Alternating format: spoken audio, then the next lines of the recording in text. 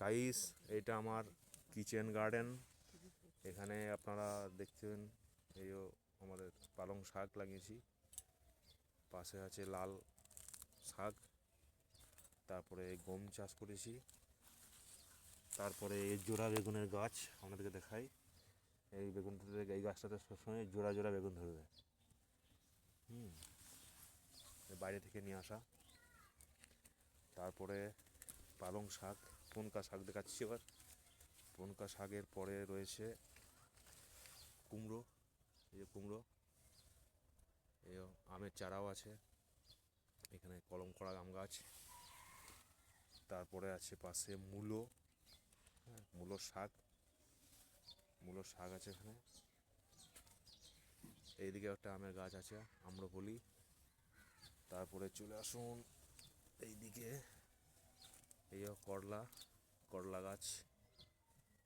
করলা গাছগুলো সব আমার যে বেড়া আছে, বেড়ার মধ্যে দিয়ে চাপিয়ে লাটে চলছে। পাশে আছে পেঁপে গাছ, এই পেঁপে ধরেছে।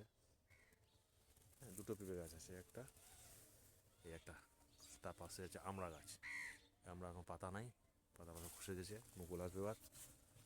তারপরে ফুলের গাছ, এই ফুলগুলো খুব সুন্দর ফুল, সূর্যমুখী ফুল। ওই দুটো ধরেছে, আরও ধরেছে। তারপরে আছে আখ, এই যে আখ, আখ চাষ করেছি, আখও আছে, বড় বড় আখ। এই সর্ষের ফুল আমার স্ত্রী তুলে নিয়ে এলাম কটা। তারপরে আছে এটা একটা ধরনের বেগুন, এই বেগুনগুলো হচ্ছে কেচুরি বেগুন টাইপের, ছোটো ছোটো ছোটো ছোটো হয়, কিন্তু একসঙ্গে অনেকগুলো করে ধরে। বেগুন সব পাশে পাশে আছে, দেখেছি। এই তো বেগুন। তারপরে আবার ফুলের গাছ, তারপরে এখানে আছে তুলসী গাছ, তুলসী গাছও আছে এখানে, এই তুলসী গাছ।